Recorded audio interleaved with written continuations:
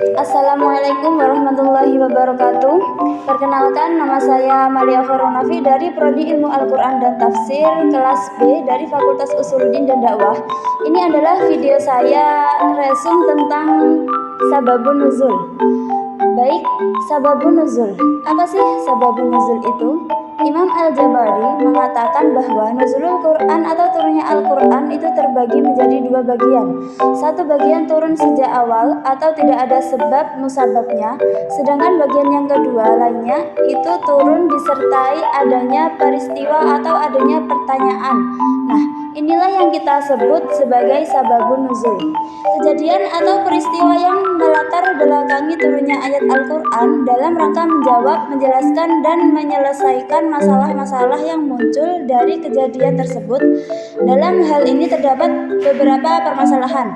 Masalah yang pertama, tahukah kalian sebagian orang mengira bahwasanya tidak ada faedah mengetahui sababun nuzul karena menganggap ini berlaku sesuai dengan sejarah. Namun anggapan ini salah. Nyatanya dengan mengetahui sababun nuzul kita dapat memperoleh beberapa faedahnya. Lalu apa sih faedah mengetahui sababun nuzul itu? Yang pertama, mengetahui hikmah dibalik pensyariatan hukum. Yang kedua, mengkhususkan hukum dengan sababun nuzul. Ini berlaku pada orang yang al-ibrah bil khususis sabab atau menjadikan pedoman hukum dengan sebab khusus. Yang ketiga, mengetahui lafaz yang bersifat umum dengan yang khusus. Dalam hal ini terdapat dalil dan metode untuk mengetahui, yakni metode tahsis.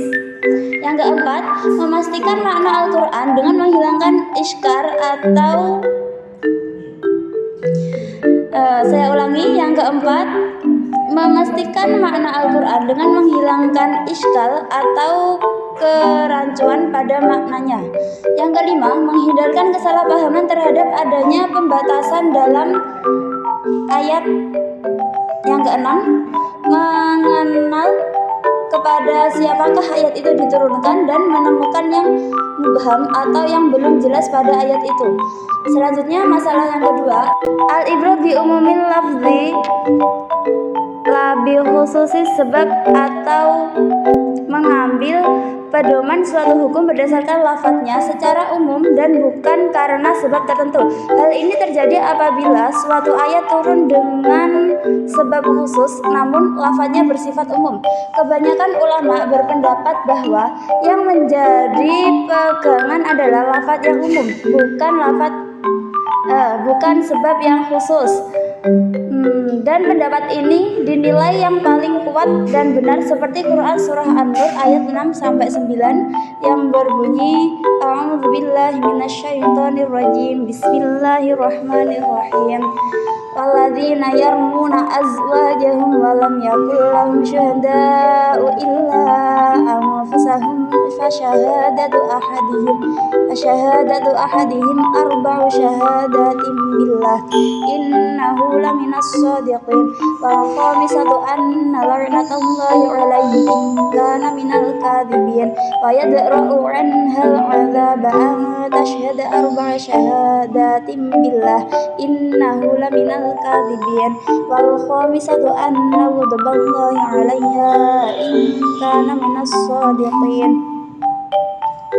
Dari ayat di atas kita dapat melihat bahwa sebab turunnya ayat tersebut bersifat khusus, yaitu berkenaan dengan tuduhan Hilal bin Umayyah kepada istrinya. Akan tetapi ayatnya turun dengan lafadz yang umum, yaitu pada lafadz walladzina yarmuna azwajahum, yang artinya dan orang-orang yang menuduh istrinya berzina.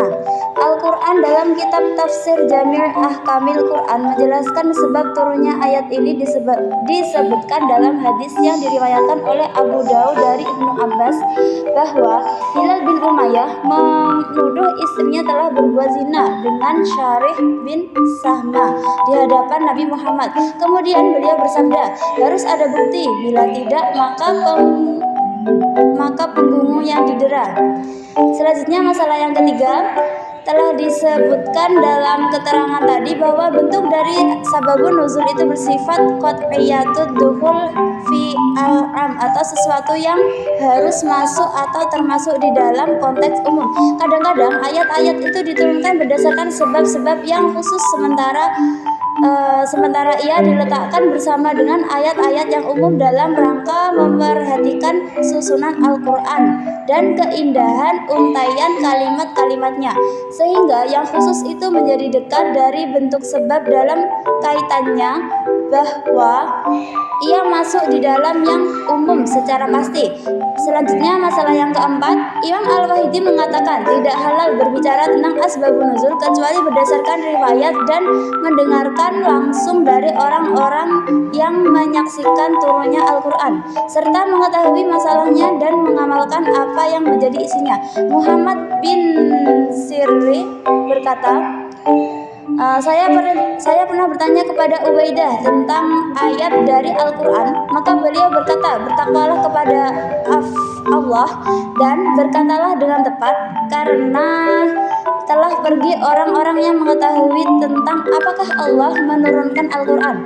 Selanjutnya, masalah yang kelima, sebagian besar pendapat yang dikemukakan oleh ulama tafsir adalah bahwa turunnya ayat itu memiliki sebab-sebab yang beraneka ragam, dan cara untuk mengambil keputusan tentang hal yang demikian itu adalah dengan melihat ungkapan yang ada.